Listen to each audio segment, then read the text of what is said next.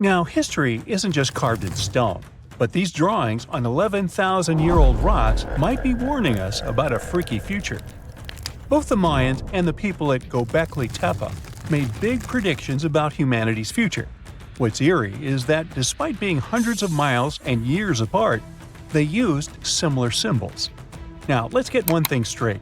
Ancient civilizations often depicted their deities as humanoids. You'll find humanoid representations of celestial beings in ancient Egypt, but also in pre-Columbian societies from the Americas. For example, Aztecs had an important deity they called Quetzalcoatl. He was related to the wind, Venus, and the sun. In some ancient Aztec art, he's depicted carrying a tiny handbag. The shocker is that a very similar winged figure was represented by the Assyrians. Now, it's already odd that they chose similar forms to represent their gods, even though these civilizations didn't have any contact with each other. But to draw an almost identical handbag? That seems like a bit of a stretch.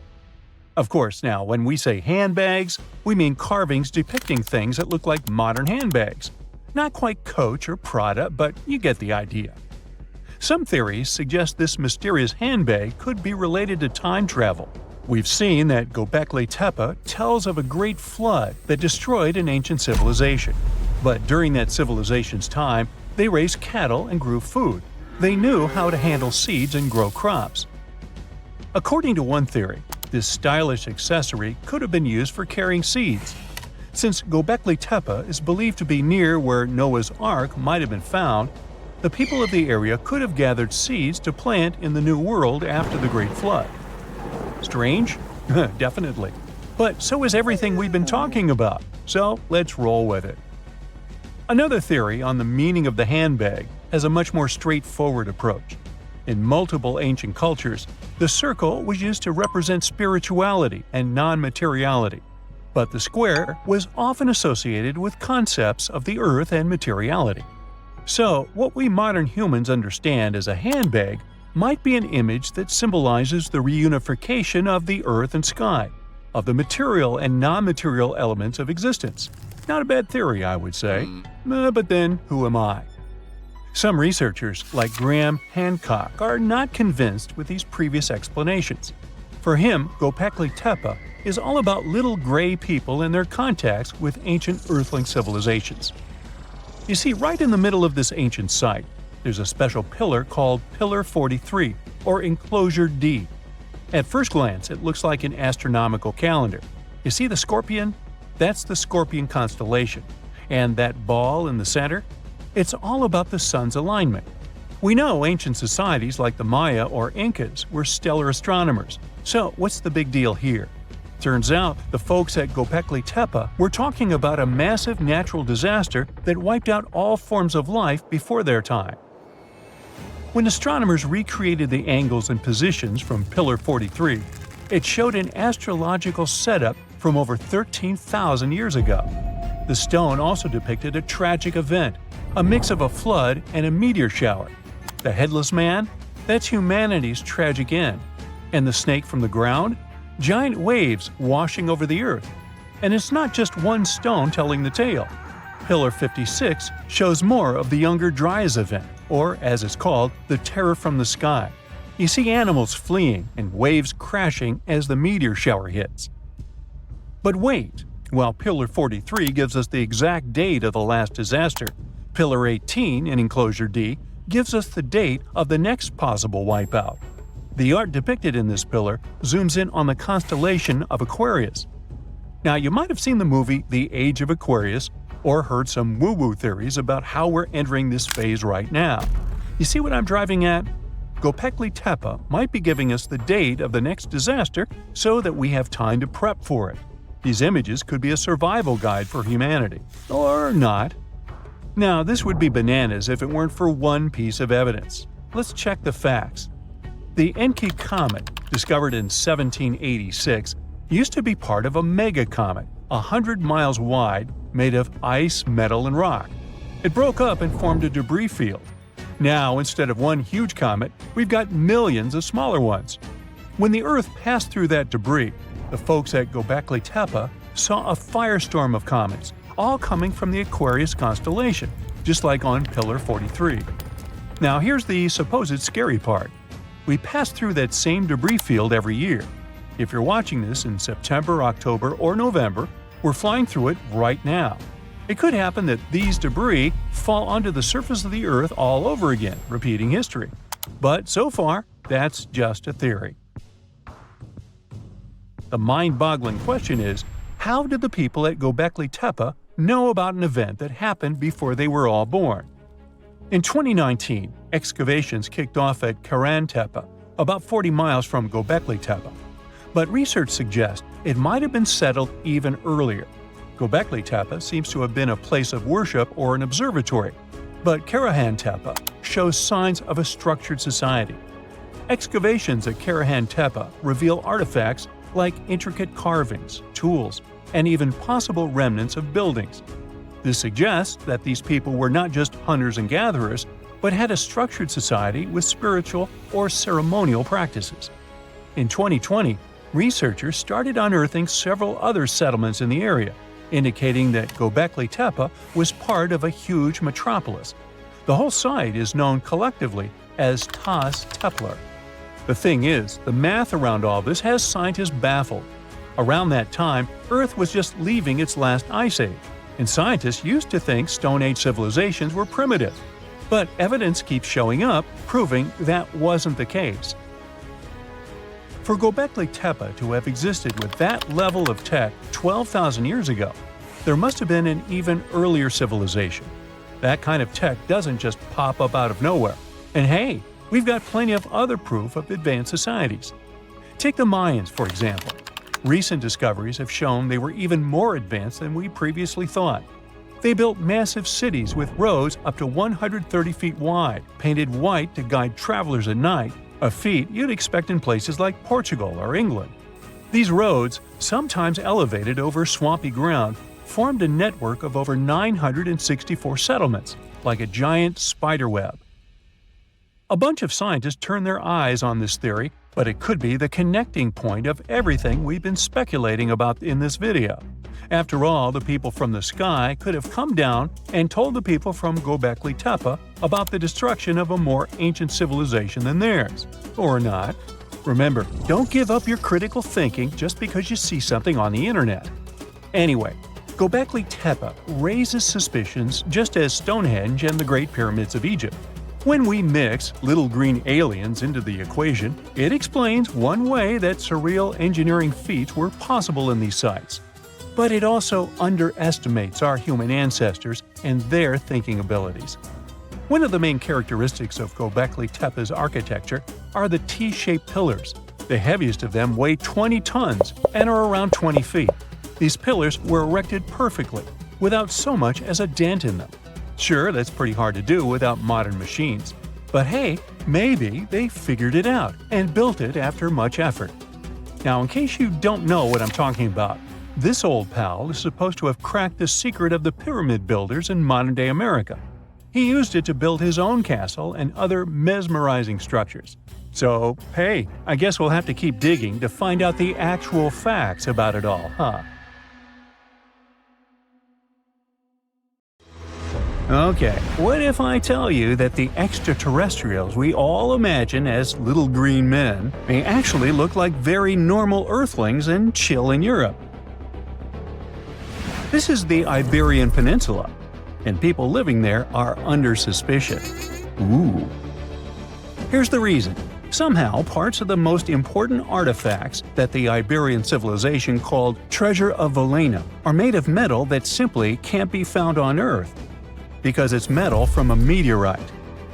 Now let's tackle this step by step. This is the artifact itself, and it's composed of 59 different objects. Bowls, bottles, and bracelets. Is there a pattern there with all those bees? In total, the find weighs around 20 pounds, of which 18 pounds are 23.5 karat gold. Now, if you're not a metal specialist, I'll clarify it for you right away. For comparison, 23 karat gold is 95.8% pure gold, so 23.5 karat is even purer. The remaining percentage goes to other metals to help add strength and durability to the precious alloy. There was also silver, iron, and amber in that set. The artifact could have been pretty straightforward, but for these two, let's call them imposters. Look at this wrought iron bracelet and this hollow hemisphere. Can you see that? Those rusty lines on the hemisphere and the overall weird color of the bracelet do stand out, since everything else is made of purest gold. This all started back in 1963, when a researcher noticed a dark leaden metal among the shiny bowls and bottles. The metal was shiny in some areas and covered with a ferrous-looking oxide that was mostly cracked. Now, just so you understand, gold does not usually act this way. Gold is one of the least reactive of all metals, so it won't even tarnish, let alone rust. To figure out where this suspicious iron came from, researchers turned to mass spectrometry, which checks out the mass-to-charge ratio of molecules. Their findings showed that the nickel in the iron is similar to that found in meteoritic iron. Simply put, the bracelet and the hemisphere are of extraterrestrial origin. Ooh. Now, the exact age of the trove is hard to determine, yet it's crucial. We need to know the exact age to see if it coincides with the start of the Iron Age in the Iberian Peninsula. If it does, then no further questions here. But if it doesn't, well, it's, at the very least, weird, if not suspicious. So there's this three-age system. It comprises the Stone Age, then the Bronze Age, and then the Iron Age. The Stone Age is of no importance here, so let's compare the Bronze and the Iron Ages. The Bronze Age began when it was realized that combining copper and tin produced a material that was more durable than either metal alone. This era was all about major upgrades in tools and weapons, but two standout inventions were writing systems and the wheel. Then came the Iron Age. This time was all about slowly bringing iron into everyday life. Iron was way easier to shape into cool designs than bronze. Now, this was a big deal because iron, especially transformed into steel, provided significant improvements in all aspects of life. Tools became lighter, cheaper, and stronger compared to their bronze equivalents. You get it? Good. So, researchers have long debated whether the treasure dates back to the post-Archaic era or the latter part of the Bronze Age. The most recent study claims that those artifacts were created in 1400 to 1200 BCE, and something really doesn't add up. First off, the Iron Age began around 500 years after these artifacts were crafted. Plus, ancient craftsmen couldn't know back then how to work with metals that landed on Earth approximately 1 million years ago. And while the dates are really hard to explain, there is a logical explanation for the craftsmanship. The theory here is that those metal workers simply had access to the fallen meteorite, and thus, they could study it well and discover its properties before using it for decorative purposes. They could have figured it out through trial and error, and once they knew exactly how to work with this extraterrestrial metal, they proceeded to adorn the artifacts with it. Plus, there were the Phoenicians, who contributed to their craftsmanship. Now, it's true that the Iberian people have been processing metal and making pottery long before the Phoenicians settled on the peninsula. But the arrival of new metalworking techniques and the introduction of the potter's wheel enabled them to produce better quality goods much faster than before. So, we figured out the extraterrestrial origins of the Iberian artifacts. But guess what? This area is still under suspicion.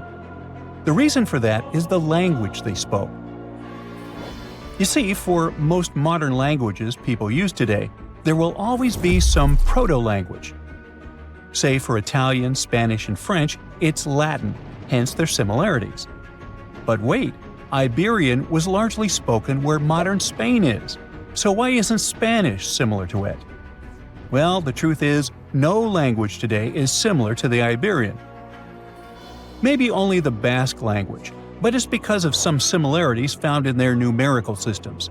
Basque is classified as a language isolate, or simply unrelated to any other known languages, and the only language isolate in Europe. The Iberian language is unclassified.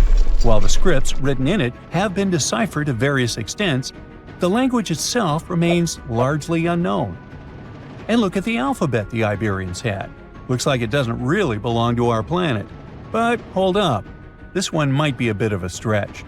When the Phoenicians came to the peninsula, they brought along their alphabet to the Iberians. But honestly, the Iberians probably weren't keen on just copying someone else's writing system, so they tweaked it until it looked completely different. Let's just say they took some inspiration and ran with it. While linguists can guess to some extent how most characters sounded, actually translating the language is still completely impossible. The Iberian language was non-Indo-European and faded away over 2,000 years ago. And there aren't any similar languages left to help us out. Super frustrating, right? Yeah. We got over 2,000 Iberian inscriptions from tombs, coins, potteries, lead plates, and even cave wall carvings. But aside from a handful of words, we're totally in the dark about what they mean. Now, if we could understand their language, we might have learned that they were great thinkers and all, but we can only contemplate the works of art they left. Iberian culture has a lot of amazing stuff made by talented artisans.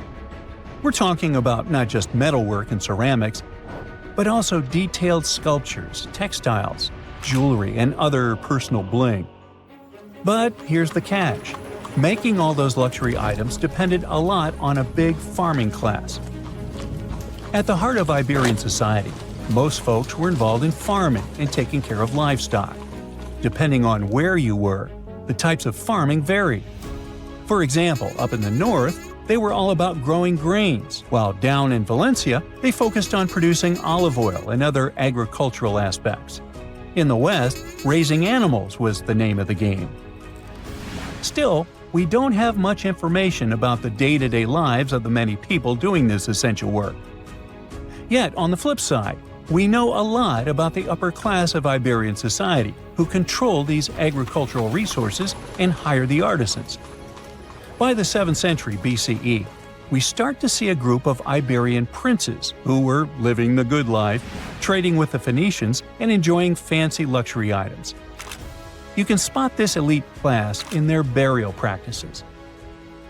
Cremation was the go-to method for funerals among the Iberians, and wealthy individuals were often found in cemeteries with all sorts of lavish goods and funerary sculptures that give us a peek into the fashion and hairstyles of the rich.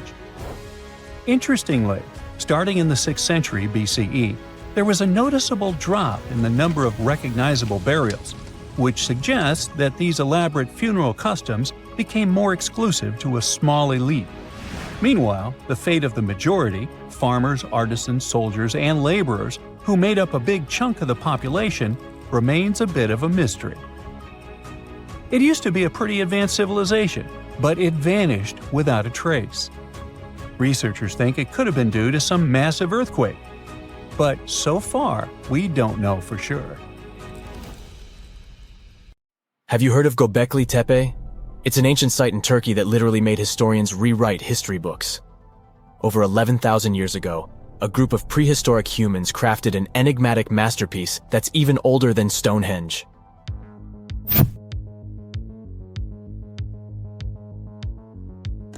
Before its discovery, archaeologists believed that people didn't know about iron and weren't good at making pottery.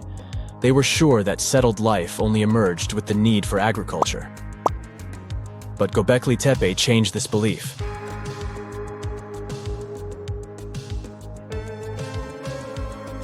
The place has revealed that it was the temple that paved the way for a settled life, not agriculture. Until this discovery, researchers believed that farming was the catalyst for sedentary living. Meet Professor Schmidt, the guy whose findings changed this theory. He managed to prove that hunter-gatherer communities laid the very foundations of this way of life.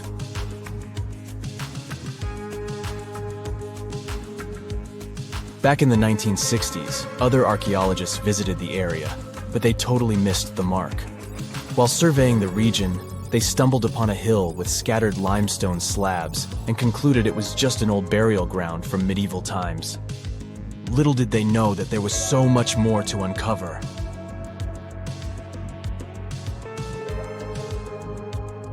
In 1994, Schmidt embarked on his own survey of prehistoric sites in the area. Surprise! He instantly realized he had discovered something truly extraordinary. Unlike the nearby flat and barren plateaus, Göbekli Tepe had a gently rounded top, rising 50 feet above the surrounding landscape. Funny enough, the translation of this place's name is Potbelly Hill. Schmidt was sure only humans could have made something like this.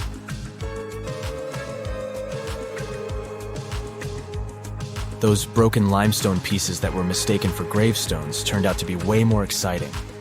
It was like stumbling upon a hidden treasure. The pieces took on a whole new meaning, and Schmidt with his team was about to dive into the secrets waiting beneath the surface. To their surprise, they found no traces of a settlement. No hearths for cooking, no houses, and none of those adorable clay figurines commonly found in nearby sites of similar age. However, they uncovered that those ancient people used tools like stone hammers. So, Schmidt and his team put their heads together and took a wild guess at the age of Göbekli Tepe's stone structures. Their estimation got backed up by some limited carbon dating done right at the site. The ancient vibes of this place were finally starting to make sense. It was like a puzzle slowly coming together.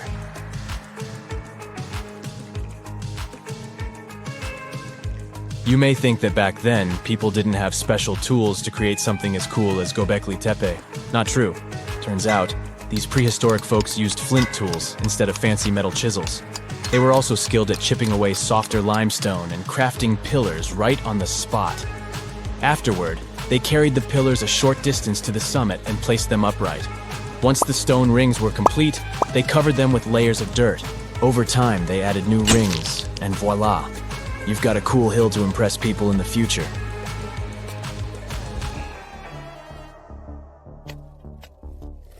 During their first year of excavation, the team went through 15,000 pieces of animal bones from wild creatures. These people didn't have pet animals or grow their own food. They hunted wild animals for their meals.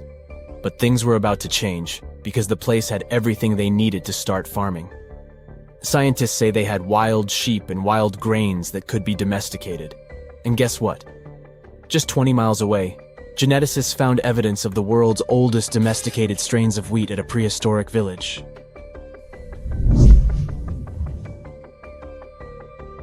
These amazing findings have completely changed how we view civilization. In the past, experts believed that people needed to learn how to farm and settle in one place before they could build temples and develop complex societies. But guess what? Schmidt's research flips that idea on its head. He claims that the incredible effort put into constructing these astonishing structures actually set the stage for the development of advanced societies. It means that societal and cultural changes happened before agriculture. Schmidt has this fascinating hypothesis about Göbekli Tepe. He thinks it could have been a special burial site where people left their loved ones. And here's the twist. The burial site was adorned with fancy statues and symbols representing deities from the spiritual realm. The idea that Göbekli Tepe could have served as a sacred place adds another layer of complexity to the whole story. While the site's true purpose may remain elusive, Schmidt's insights invite us to consider the profound interplay between life and the afterlife, and the deep reverence ancient hunter-gatherer societies may have had for their departed ancestors. Now let's talk about the stars of the show, the mesmerizing T-shaped columns that dominate Göbekli Tepe. These mysterious structures range from 10 to 20 feet tall and most likely represent stylized human figures. But one figure stands out from the rest, the three-dimensional lion relief. This depiction really fires up our imagination. Why? Because it hints at the possibility that lions roamed Anatolia during the Neolithic period.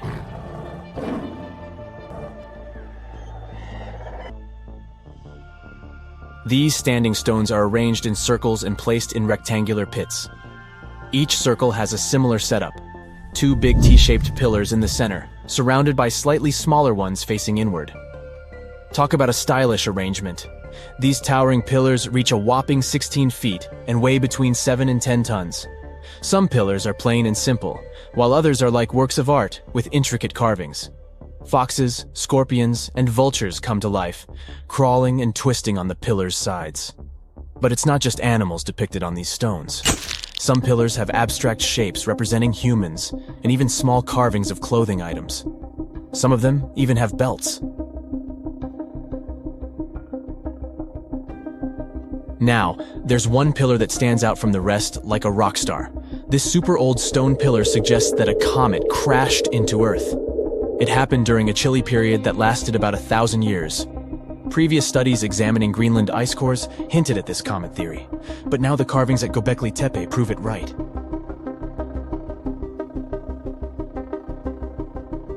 The carvings on the pillars are like a historical comic strip. They even show a headless human figure. Researchers fed the images into a computer and discovered their connections to constellations, indicating that this temple might have been an ancient observatory. It's like our ancestors were trying to document this cataclysmic event in their own unique way. Archaeologists have been excavating and researching Göbekli Tepe since the mid-1990s, peeling back layers of history and providing us with a deeper understanding of the intricate relationship between various elements. They have no plans to stop the whole process for another 150 years. Who knows what else they'll find? You see, Göbekli Tepe has been labeled purely as a ritual site with no signs of domestic activities. We were led to believe that the absence of water meant it couldn't support semi-sedentary communities. But scientists believe it's time to shake things up and approach Göbekli Tepe with fresh eyes. It's time to question what we believed before and use new evidence and different ways of thinking.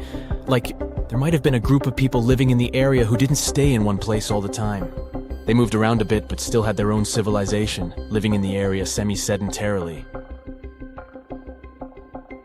Göbekli Tepe is not just home to a single temple, but an astounding collection of over 20 ancient structures.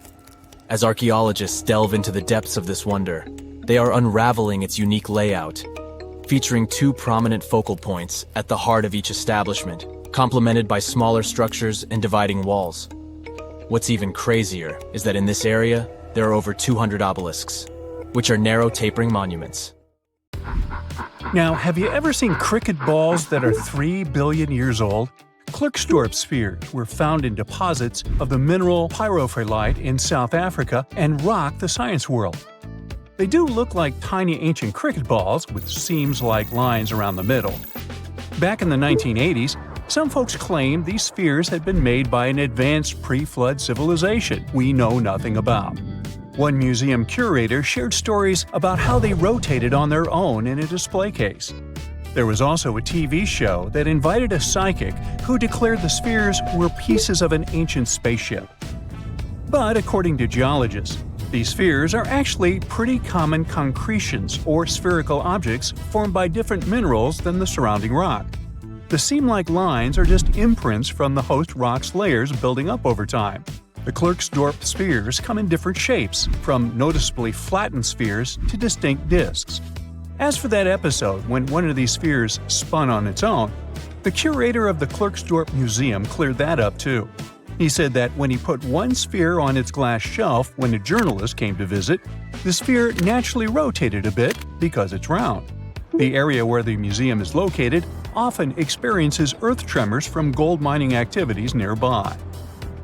The oldest known human-like footprints could be 6 million years old. They were found on the Greek island of Crete in 2002. If the number is correct, it would mean that early human ancestors may have migrated between Europe and Africa much earlier than we previously thought.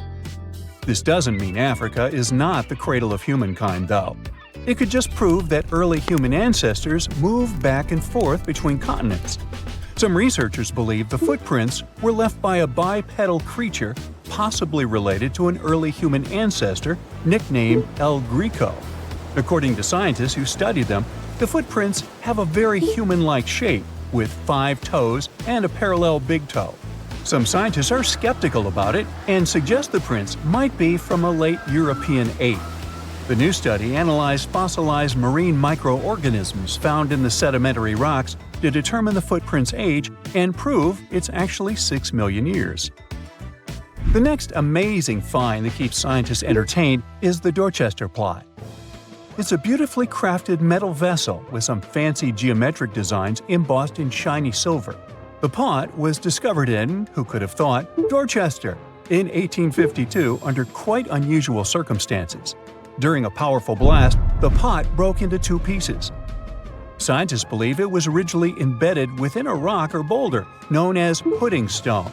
The rock from which the Dorchester pot emerged is dated to be around 500 million years old, so it could mean the pot itself is also that old.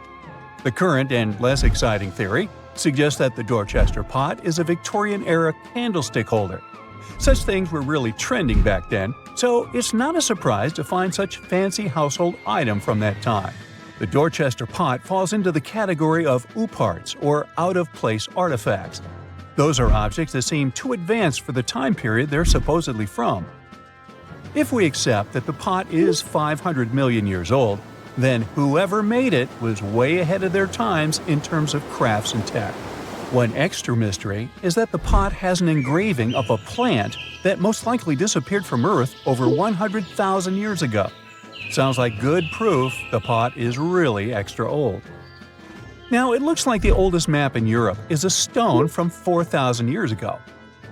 This Bronze Age slab was found in France in the year 1900 at an ancient burial ground. The carvings on the slab show in 3 dimensions the River Odde network with a fantastic accuracy of around 80% over an 18-mile stretch. There are other stone-carved maps around the world, but this one is unique because it shows a specific area to scale. Looks like the slab's carvings don't just map rivers and hills, but also settlements, barrow sites, and field systems. Archaeologists say the slab wasn't used for navigation, but rather to symbolize power. The detailed markings on the slab might have served to illustrate the domain of a local ruler, possibly a prince or king, to show their control over the territory. When the ruler lost power, the slab was likely repurposed as part of a burial vault. The unique artifact was stored in the cellar of a museum. For decades, no one even noticed until several scholars read older reports about the slab and decided to check it out. They conducted a detailed analysis using 3D techniques.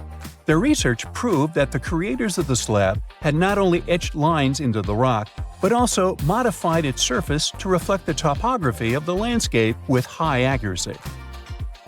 The Salzburg cube, also known as the Wolf's Egg iron, was discovered in the late 19th century in Austria.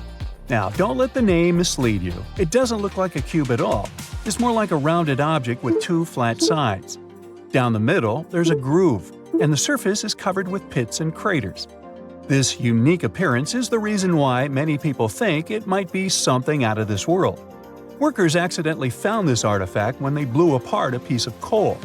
The coal seam it came from is thought to be over 60 million years old. The Salzburg cube moved between museums, mysteriously vanished in the early 20th century, and then showed up again. A professor from Bonn University suggested it might be from a meteor, but they found no evidence of elements that you'd normally see in meteorites, like cobalt or nickel. Then researchers thought it must be a human-made object, possibly a Victorian-era candlestick holder. No one knows the true story of the cube or its current location. Yep, it disappeared again. Have you heard about the Meister print? It's a fossilized sandal print discovered in 1968, and it has sparked a lot of intrigue.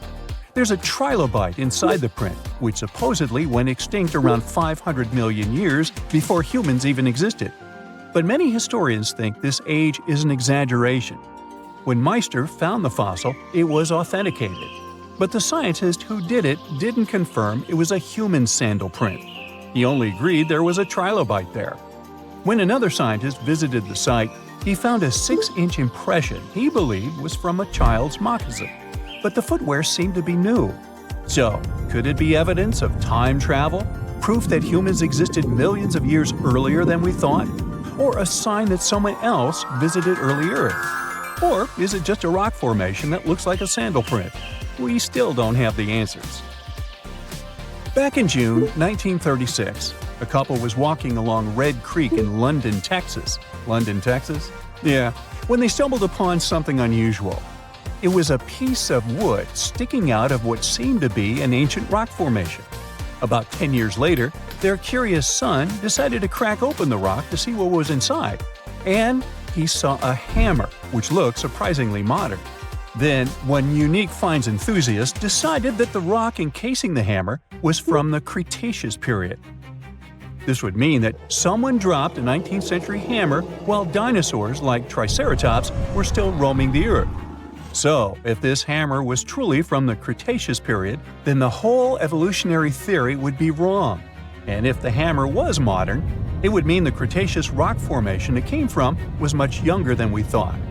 But the real answer was much simpler.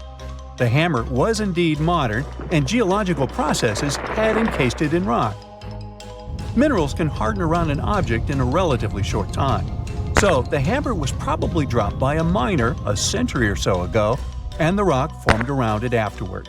And no, it wasn't a Victorian-era candlestick holder either. Deep beneath the soil in Scotland lies one of the largest Neolithic stones ever discovered. If it had been left above ground, it might have drawn more visitors than Stonehenge. But something strange happened. After excavating it, the archaeologists chose not to display it. Instead, they reburied it for good. Whatever they felt, whatever they saw, it was enough to seal the stone back into the earth. Why though? I mean, we know Neolithic people drew and carved warnings and important pieces of information on stone. That's why the Cochno stone was so intriguing when it was first discovered. It all began with Reverend James Harvey, a local minister who stumbled upon this enormous slab back in the 1880s near Clydebank, just outside Glasgow, Scotland. The stone was a typical sandstone, like the ones you'll find in Stonehenge. But it was a smooth type of sandstone that worked as a canvas. When Harvey found the rock, it was covered in swirling rings, deep grooves, and strange cup-like markings. Harvey must have recognized right away that this was no ordinary rock. It was a message from thousands of years ago. As a matter of fact, it was a message straight from 3000 BCE. Cochno means little cups in Gaelic. The ones who named it were literally describing what they were seeing: rings upon connecting rings. These drawings have sparked so many theories. Some experts see them as the earliest forms of written language, like abstract codes that predate words. And then there are those who think the stone holds a map of the sky, a way for Neolithic people to track the sun, moon, and stars. Like the pyramids of Giza, which some people believe are hauntingly aligned with the constellation of Orion. The cups and markings on the Cochno stone could be aligned with some special constellation. The most bizarre theory is the one that says the stone was used as a portal. One of the scientists says that locals believed that the drawings could indicate this was a place to be reborn, a place where people could sink into the earth, only to be born again. In this life or in the afterlife. If that were true, maybe that's why they hid it, right? Not quite. In the 1930s, an archaeologist named Ludovic Mann heard about the rock and decided to visit it. This guy had an unusual idea and decided to take paint to the site and paint over the markings on the stone's surface. His weird idea had a deeper meaning though. He was trying to connect the dots, literally, and see if the stone worked as an ancient astronomical chart. He thought the carvings might predict solar and lunar movements, even eclipses. Some say that actually what Mann did was vandalize the slab of stone. That's maybe why archaeologists decided to rebury the stone back in 1965. They noticed markings of graffiti and erosion from the climate and agreed that it was best kept safe under the ground. The Cochno stone stretches roughly 43 feet by 26 feet. That's almost the size of a bus. What sets the Cochno stone apart from other slabs of rock is how clear and complex its carvings are. Many scientists call it one of the best examples of this prehistoric art in all of Europe. The patterns that show up there can also be found at various Neolithic sites across Europe and beyond, such as Greece, France, Australia, Spain, Italy, and much more. They all share similar cup and ring markings. To be clearer, this type of prehistoric art is also known as a petroglyph. Petroglyphs are carvings made by prehistoric people right into the surface of rocks. Instead of using paint, they chipped, scratched, or pecked at the stone to create images like animals, symbols, spirals, or scenes from daily life. Yet despite all the attention, no one has cracked the code on the Cochno stone. Instead, this is what happened. For a while, it rested quietly beneath the soil until it was dramatically unearthed back in 2016. I say dramatically because this decision shook the archaeological community. Archaeologists from the University of Glasgow decided to reopen the site to study the rock once again. But this time, instead of exposing it to the elements, they used drones and high-tech 3D scanning to capture every groove and swirl with shocking detail. The team created a digital replica so precise it could be studied without ever touching the real thing ever again. This new approach gave hope that one day the Cochno stone might finally reveal its secrets, or at least help us understand what Neolithic people thought was worth carving into stone and hiding beneath the earth. But this digital resurrection came with a price. The real stone, vulnerable after centuries underground, had to be buried once more, shielded from the various hands and, let's face it, smelly feet of the modern world. Now, the Cochno stone sleeps once again beneath the Scottish soil. Something needs to be clear here is that although researchers haven't decoded the symbols on this rock yet, they do know one thing. Neolithic rock art was a powerful form of communication and spirituality for ancient communities. These carvings were carefully etched onto rocks, scattered across hills, grazing lands, and near water sources. They likely served practical purposes such as marking important locations or guiding seasonal movements, but their significance went far beyond that. For Neolithic people, these carved stones were deeply spiritual, acting as connections to ancestors, natural forces, and sacred landscapes. The rocks carried meaning as part of a larger relationship between people and their environment. They helped turn the landscape into a living map of both everyday life and spiritual belief. That's probably why we find it all over the world. On the subject of mysterious rocks, we need to talk about these petroglyph-filled rocks that also actually sing. I want you to meet the Göbekli petroglyphs, which are located in Bellary district of Karnataka, India. This Neolithic or Stone Age site was first discovered in the late 1800s, lost, and then rediscovered in the early 21st century. These petroglyphs were carved into the dark surface of dolerite rock. Different from the soft and tender sandstone, the dolerite rock is a hard, dark volcanic rock formed from cooled magma. This fascinating rock art focuses mainly on cattle, specifically the long-horned humped variety we still see in the region today. These aren't just random doodles. Some of the cattle are drawn solo, while others appear in scenes facing off against each other, being ridden by human-like figures or surrounded by people with bows and arrows, maybe representing hunting or capture. Beyond cattle and humans, there are a few other animals like elephants, tigers, deer, and some abstract symbols like dogs, ladders, or footprints. But there aren't big narrative scenes. The most interesting thing here is that Göbekli, apart from being visually expressive and super important, also sings. Among its most unique features are the so-called rock gongs.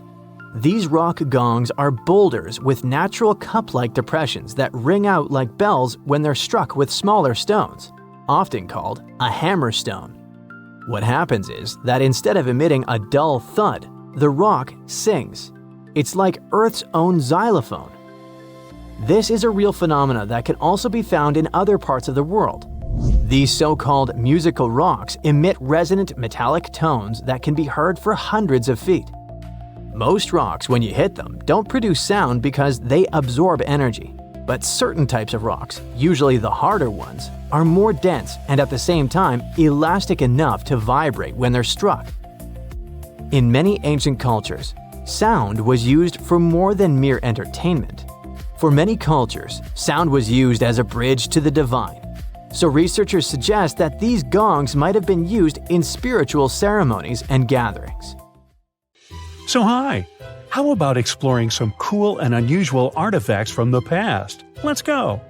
Have you ever heard of Chinese magic mirrors? These mirrors were made of solid bronze. They had two sides. The front was a shiny polished surface, similar to our typical mirrors. It was the back that did the magic. When bright light fell on the mirror, it looked as if it was transparent, and the pattern on the back of the mirror got projected onto the wall. The backside could have different designs on it, depending on what its creator wanted to depict. Since the mirror was made out of bronze, no one expected this optical illusion to occur. These ancient artifacts date back to 2900 to 2000 BCE. They became popular in China and were produced in large numbers at the time. Eventually, their fame faded away. For centuries, the magic of these mirrors baffled both people and scientists. In the 11th century, Chinese scientist Shen Ku decided to study the mirrors. He conveniently had 3 of them. He was surprised by the ability of the metal to act as if it were transparent. He believed that some tempering techniques created surface wrinkles on the mirror to make it translucent. Yet these wrinkles were imperceptible to the human eye. It turns out he was right. Many scientists tried to decipher the open mirrors over the centuries, but remained clueless. Finally, in 1932, William Bragg discovered that Shen Ku had been right about imperceptible surface wrinkles all along. Every once in a while, people open multiple tabs in a browser and come to a point where there's no room for a new tab. Apparently, this had also been happening long before computers and the internet were invented. Meet the 16th century browser. This is a full-size book wheel. It's kind of a custom-made rotating bookshelf. Gregory Hayworth, a specialist in textual science, says that this tool has a system of epicyclic gears. That means that the book wheel has a working principle like a planetary system. One gear rotates around another. The shelves of the device maintain a constant 45-degree incline that holds the book securely as the giant wheel turns. Back then, people used the tool while writing encyclopedias and editions of classical works. In this kind of work, a person has to have many books open simultaneously so that the information from multiple sources can be gathered easily. Italian engineer Agostino Romelli is the inventor of this piece of early modern machinery. What if I tell you that sponge divers in Greece accidentally found an ancient computer? They pulled out this artifact from a shipwreck near Antikythera Island in 1901. Scientists called it the Antikythera mechanism and labeled it as the first mechanical computer. The machine looks like a hunk of bronze, but it has some kind of mechanism composed of gears and wheels. So, experts first assumed that it was an astronomer's tool. After an X-ray scan, though, they found out that the instrument was far more complex than they thought. The artifact was meant to calculate astronomical positions, track the 4-year cycle of athletic games, and so on. It contained a box with dials on the outside and had an assembly of gear wheels attached. It's still unknown who built an instrument with this level of artistry 2,000 years ago and why this technology was lost. After seeing how sophisticated the device was, scientists accepted that their perception of ancient Greek engineering wasn't really accurate. Professor Michael Edmonds of Cardiff University admits that based on the knowledge they have, this mechanism shouldn't even exist. Edmonds says the machine is one of a kind and its astronomical calculations are precise. For him, the Antikythera mechanism is more valuable than the Mona Lisa. In 1929, scholars working in Topkapi Palace Museum in Turkey discovered a map. It became famous for being the oldest map showing the Americas. Perry Reese drew this detailed map on a gazelle skin in 1513. He depicted Europe, North Africa, the coast of Brazil, and several islands, such as the Azores and Canary Islands. The most exciting thing is that he created the map only 21 years after Columbus had set foot in the New World. Well, it was new to him. Perry Rees was a maritime scholar and a successful naval commander leading the Ottoman fleet. Yet, while drawing the map, he relied not only on his expertise in sailing. He created it by assembling and referring to 20 other regional maps, like the Arab map of India, 4 Portuguese maps, and the map of the western parts drawn by Columbus. Yes, the part he got from Columbus raised the heartbeat of many historians. Columbus drew a map during his 3rd voyage to the New World and sent it to Spain in 1498. It's assumed to be lost. Surprisingly, historians can now understand what Columbus noted down by looking at Perry Rees's map. Fun fact, he also drew another world map in 1528. Even though only about 1/6 of this map has survived, it's clear that it described the northwestern part of the Atlantic, the region from Venezuela to Newfoundland, and the southern tip of Greenland. The map also showed Antarctica centuries before its discovery. Historians had to rethink the chronology of history after getting this crazy information. Perry Rees described Antarctica's topography without ice in great detail. In the 1930s, workers found dozens of stone spheres in Costa Rica. Locally, they're known as bolas de piedra, literally stone balls. They were made by a civilization lost in time. What's interesting about these balls is their shape. They are perfectly spherical.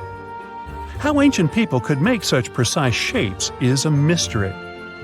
The spheres are of different sizes. Imagine a small one, like a tennis ball. Then put another one next to it, 7 feet in diameter. The largest spheres weighed 16 tons. Archaeologists are sure that these balls are human-made. Yet their purpose remains unclear. Some archaeologists claim that the spheres could represent the solar system or could be inspired by various stages of the sun and the moon. Others say that the stone's placement refers to the houses of chiefs. Most of the stone spheres were sculpted from granodiorite. It's a hard rock similar to granite. Experts believe that ancient people used smaller rocks from the same material as tools to shape these spheres. They also think that sculptors probably heated portions of the stones and then cooled them rapidly. This could have helped them to remove the outer layers of rock. Our next one is an ancient battery set found in Iraq in 1936. The set consists of a ceramic pot, a copper cylinder, and an iron rod. At the top, the iron rod is isolated from the copper by asphalt, and both the rod and cylinder fit inside the mouth of the jar. The copper cylinder isn't watertight, so if the pot was filled with a liquid, it would surround the iron rod as well. Archaeologists focused more on the oxidized iron rod because the vessel just needed to be filled with an acid or alkaline substance to produce an electric charge. After examining this bizarre artifact, an Austrian archaeologist hypothesized that the instrument made use of chemical reactions to generate electrical energy. That's why they likened the instrument to a battery. An ancient civilization might have used it for some kind of electrotherapy. Yet there isn't any electroplated object known from this period. So Koenig's hypothesis was rejected by many archaeologists, but nobody has proven him wrong either. The origin and purpose of the vessel remain unclear to this day. So, want to see the world's oldest art studio? In 2011, archaeologists found 100,000-year-old shells in a South African cave. Those shells were used for paint making. A coating of bright red powder on the inside of a pair of shells is the proof. Archaeologists say they found a complete kit used to produce a pigmented mixture. Now, in a different part of the cave, several paintings were displayed with little price tags on them intended for sale. Nah, just kidding. Although that big one over there would look good over my couch. Back in 1912, British newspapers were buzzing with one bold claim: the first humans appeared in Britain, not Africa. It felt like history itself had been rewritten, and everyone bought into it. Crowds cheered. Scientists raised their glasses. And the tiny village of Piltdown in Sussex suddenly became the spotlight for what was hailed as the greatest evolutionary discovery ever. It all happened thanks to this guy, Charles Dawson, a curious amateur archaeologist who was dreaming of making a name in science. He claimed he had found bone fragments of a transitional creature between apes and humans. Dawson teamed up with Arthur Smith Woodward, a respected geologist from the Natural History Museum, and together they assembled fragments of skulls, teeth, and even primitive tools. They unveiled their find, the Piltdown Man, to the Geological Society, and for decades everyone believed it. Textbooks even rewrote human evolution around it, and entire generations memorized it as pure truth. But here's the twist. In 1949, new technology to determine the precise age of objects came along, and things just didn't add up. Tests showed that the skull was only about 50,000 years old, not hundreds of thousands. Then came an even bigger shock. The skull and jaw didn't even belong to the same species. Someone had combined a human skull with the jaw of an ape, probably an orangutan. And even worse, they filed down the teeth to make them look more human and stained the bones to match the surrounding gravel. A Frankenstein fossil and its creator managed to trick the entire world into believing they'd found a missing piece of humanity's puzzle. So Dawson went down in scientific history, but probably not the way he was hoping to. And he wasn't the only one. Some did it for money, others for fame. In the late 19th century Paris, museums were collecting ancient treasures like they were trading cards. When a stunning gold tiara, supposedly belonging to an ancient Scythian king, Sidapherne, appeared on the market, the Louvre had to have it. It was breathtaking, detailed, majestic, fit for a ruler. The museum proudly paid a fortune and displayed it as a masterpiece of ancient craftsmanship. Then came the heartbreak. A few years later, an entrepreneurial goldsmith from Odessa read about the Louvre's glorious find and burst out laughing. He recognized the tiara because he made it with his own hands. It was a modern piece, a commission he created for local dealers, except they never told him they planned to pass it off as an ancient treasure.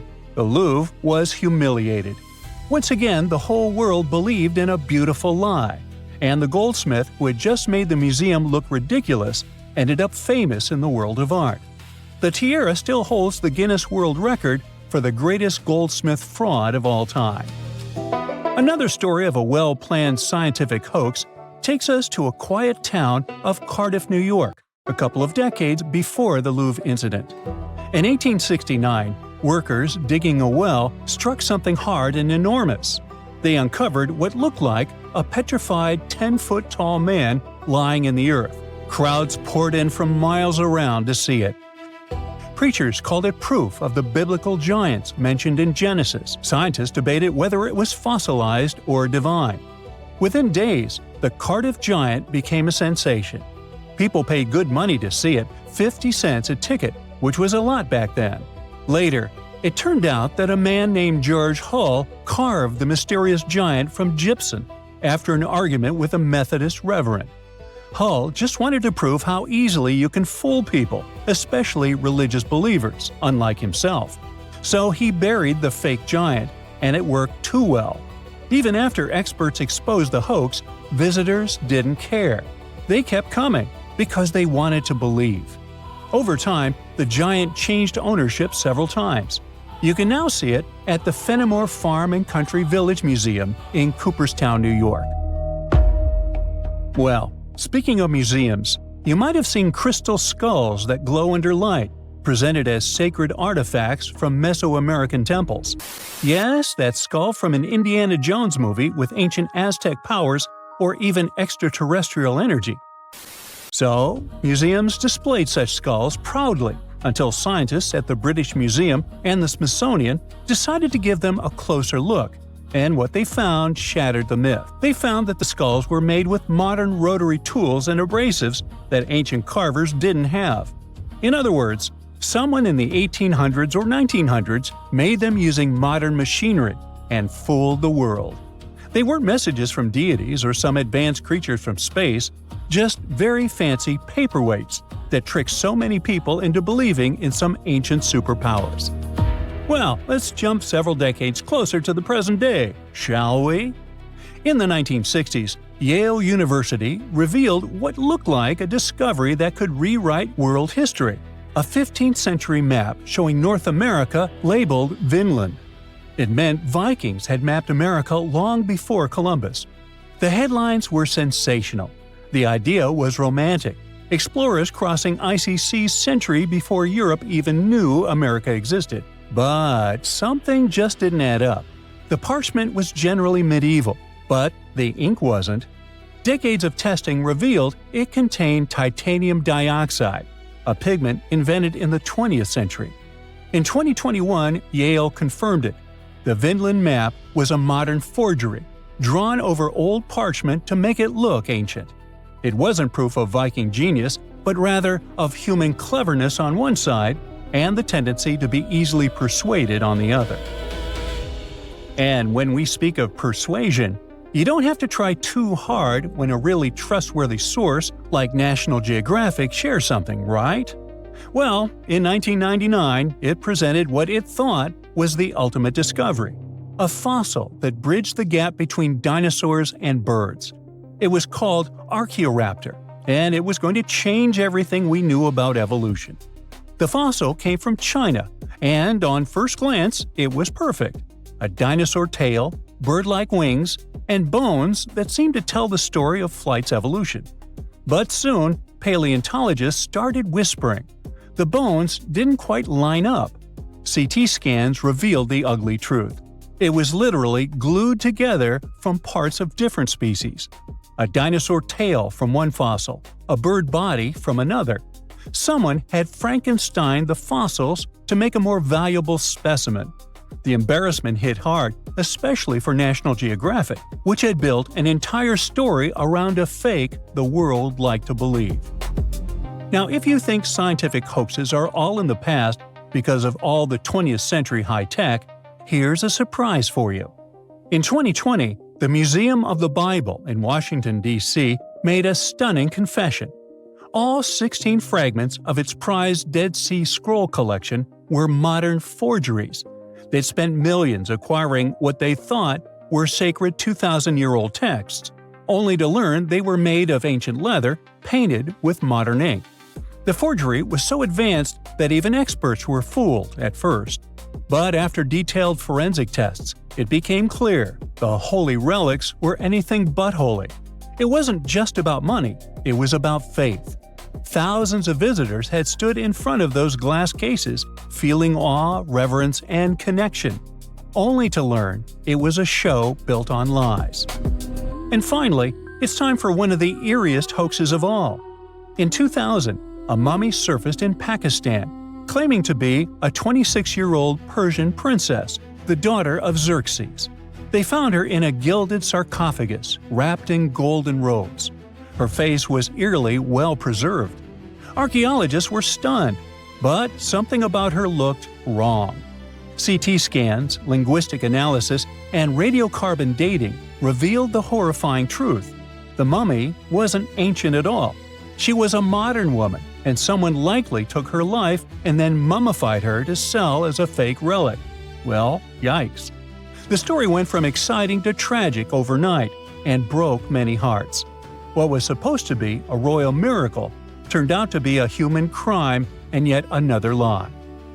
All these stories have one thing in common: hope. People want to believe. They want to touch the past, to find proof that connects them to something bigger. Whether it's scientists looking for the missing link, museums wanting fame, or believers searching for signs of faith, we all crave wonder. History is full of tricksters, and sometimes the best stories come from the fakes that fooled us all. Archaeologists have been studying Petra in Jordan for 200 years, and in 2024, they found something they had never seen before. It's a tomb with at least 12 complete human skeletons and artifacts that are over 2,000 years old right in front of the treasury. Bronze, iron, and ceramic items were placed with the deceased, which shows how people honored their loved ones when they passed away. It's a rare chance for scientists to learn more about the Nabateans, an ancient group of Arabian nomads who built Petra. The objects found in the tomb under Petra's treasury are in amazing condition, but the skeletons became fragile because it's damp inside the tomb. They plan to study the remains and extract DNA to see if the people in the tomb were related.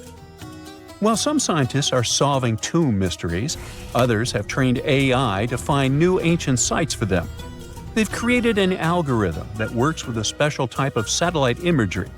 This technique uses radio waves that can peek under things like sand, soil, and even ice to find hidden objects. AI will help search a huge desert on the Arabian Peninsula called the Empty Quarter for archaeological treasures. The lead scientists of the experiment trained the algorithm to recognize hidden locations using data from a site they had found before. The new tech can discover buried structures within 20 inches, which is very precise. Another groundbreaking tech, LiDAR, which means light detection and ranging, helped archaeologists reveal new hidden cities all around the world. LiDAR can see big structures beneath layers of vegetation and map even subtle changes in ancient landscapes. They use it to scan large areas from a small plane flying over places that aren't so easy to study from the ground, like dense jungle.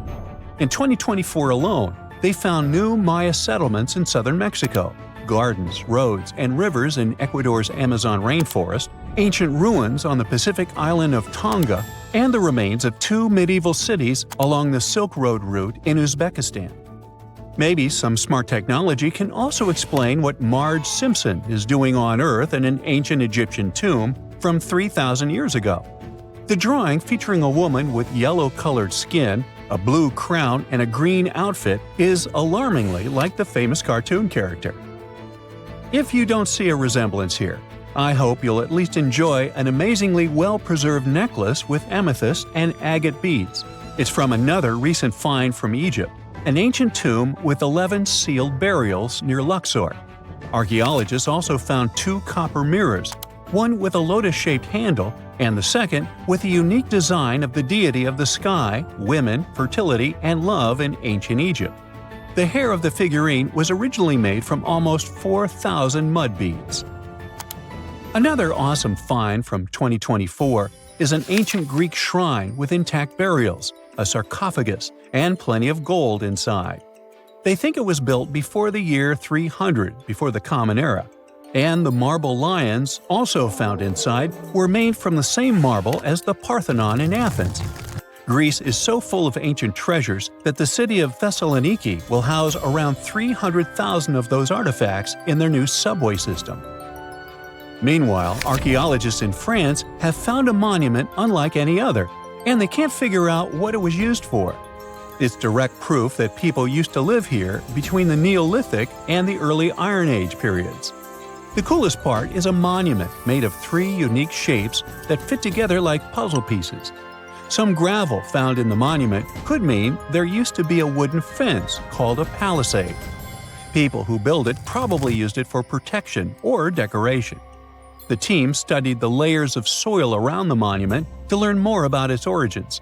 The only tools found so far were sharp flint stones, not the cartoon characters, which were used during the Neolithic period. The next step will be radiocarbon dating to figure out exactly how old the site is. Now, the oldest saddle ever found so far was found in the grave of a woman near the edge of the Taklamakan Desert in northwest China. This saddle is the oldest ever discovered. It was crafted from pieces of leather that were sewn together and stuffed with straw and animal hair to make it soft. Now, normally, things made from natural materials like this don't last very long because they rot or fall apart. But the Taklamakan Desert is so dry that it helped preserve the artifact. The herdswoman who used the saddle was buried in her full riding attire, so this proves that not only men used saddles and took part in herding and traveling. Now let's shift to Guatemala, where an ornate jade mask made by the ancient Maya people was waiting for centuries to be discovered. Scientists use radiocarbon dating to figure out the age of the mask. They believe the mask may represent a Maya storm deity, a powerful figure in their mythology. These kinds of masks were often made to honor Maya royalty, and they were placed in the tombs of kings and queens when they were buried. The king's tomb was also decorated with carvings made using tools crafted from volcanic obsidian. After 15 years of searching, scientists may have finally figured out where the altar stone of Stonehenge comes from. They compared the tiny minerals inside the altar stone with rocks from many places in Wales and England and ruled out lots of spots. Then they found the perfect match with a place in Scotland, more than 466 miles away from Stonehenge. This area might even be Orkney, a group of islands in the far northeast of Scotland where a lot was going on during the Neolithic period. The big question now is how ancient people moved such a massive stone so far. The altar stone is over 16 feet long and weighs more than 6 tons. The new theory is that they might have used boats to carry it across the coastline and rivers. Once it was close to Stonehenge, they theoretically dragged it across the land using wooden sleds, ropes, and a lot of teamwork. Meanwhile, in the north of France, an ancient home popped to the surface during the construction of a new house. It turned out to be a luxury urban house for the elite from the 2nd century of the Common Era. The inside of the house was destroyed by a fire, but under the destroyed layer, there are beautiful real-size fresco paintings. Turkish archaeologists unearthed the arm and foot bones of elephants that lived around 9 million years ago. They also found fossils of early horses, giraffes, and even saber-toothed cats. They've already identified 43 distinct types of animals from this site and collected more than 4,000 fossils. One more cool find from Turkey is a 64,000-year-old workshop inside Enkaja Cave. It looks like people used it for 24,000 years non-stop. There are some tools inside, like flakes and blades, which were made inside the workshop. In eastern Turkey, a farmer accidentally found a 1,000-square-foot mosaic from the late Roman or early Byzantine period just beneath the dirt. Experts say it's a one-of-a-kind thing from this region, and it's still in one piece after all this time. The pattern shows dozens of trees, plants, and animals that were found in ancient Turkey. There could be more treasures in the area, so they plan to keep digging. Our final stop will be in Sicily, where archaeologists uncovered a huge ancient thermal complex. Inside, they found 2 rooms with floors covered in colorful mosaic designs, along with a large courtyard surrounded by arched wings. As they kept digging, they discovered more parts of the ancient city. They found new roads and the remains of a huge complex, along with stretches of old stone walls that were part of the city's fortifications. These discoveries are helping scientists imagine what the city might have looked like during ancient times. No one knows for sure whether the bathhouse was built by the Greeks or the Romans, since both civilizations lived in Sicily long ago. Over the years, archaeologists have uncovered all kinds of stuff on runestones, curses, poems, protective magic spells, and even inheritance disputes. However, a newly uncovered ancient Norse artifact known as fingerroot stone has just one word on it. Sounds boring, right? Well, think again, because this might just be the oldest runestone ever discovered, almost 2,000 years old. But that's not all. Excavations are still ongoing, and depending on what follows next, it could unravel secrets and the true meaning behind the mysterious magical runes. So let's explore and see just how much known history you can rewrite with only one engraved word on a stone. A long time ago, during the first few centuries of the Common Era, Scandinavians and Romans crossed paths. They traded goodies like glass and silver. And eventually, Roman customs and even written culture ended up north. The Nords liked the Roman alphabet but wanted their own letters copyrighted, so they decided to create their own unique characters, which they called runes. Almost 20 centuries later, in 2021, archaeologists were excavating an Iron Age burial site near the village of Fingerroot in eastern Norway. Among the cremation graves, they uncovered a reddish sandstone slab that would become a centerpiece in a major Norwegian archaeological discovery. It's the size of a coffee table, measuring just over 12 inches across. The stone was found buried with burned bones and charcoal, part of an early cremation grave. The stone had runes engraved into it, looking rough and shallow, like they were scratched with the tip of a knife or something needle-like. Runestones are not unusual. Archaeologists are used to uncovering runic inscriptions, especially in this region. However, tests show that both the burial site and the carving on the stone likely date back to somewhere between the 1st and 3rd centuries. That places it deep in pre-Viking history, centuries before the Viking Age officially began around 800 CE. That makes it one of the oldest reliably dated examples of early writing in Scandinavia. When you look at these carvings, they either look like magical symbols made to call on Nordic deities to help you, or like random scratches made by an angry man hitting a stone with something sharp. But these are real letters, crude but intentional. It's an ancient writing system used by Germanic tribes across Northern Europe. They were engraved into wood, bone, or stone. Their shapes are straight, angular lines because curves were tough to carve with the tools they had back then. When they met with the Roman Empire, rather than just borrowing Latin letters, the Germanic tribes took the idea of writing and carved out their own version. The original alphabet was called Elder Futhark. It had 24 letters. We can find them on artifacts dating from around the 2nd to the 8th century CE. Its name comes from its first 6 letters: F, U, Th, A, R, and K. Each rune probably had a name that matched the sound it made. For example, the rune that sounds like A was called Anzus. However, nobody from back then left us a memo explaining the names. In fact, the knowledge of how to read them was forgotten until 1865, when Norwegian linguist Sophus Bugge deciphered them by comparing clues. He examined later rune alphabets and ancient poems that referenced the runes, like a detective sketching a suspect from scattered witness clues. For many runes, especially the oldest ones in the Elder Futhark, the meaning is still open to interpretation.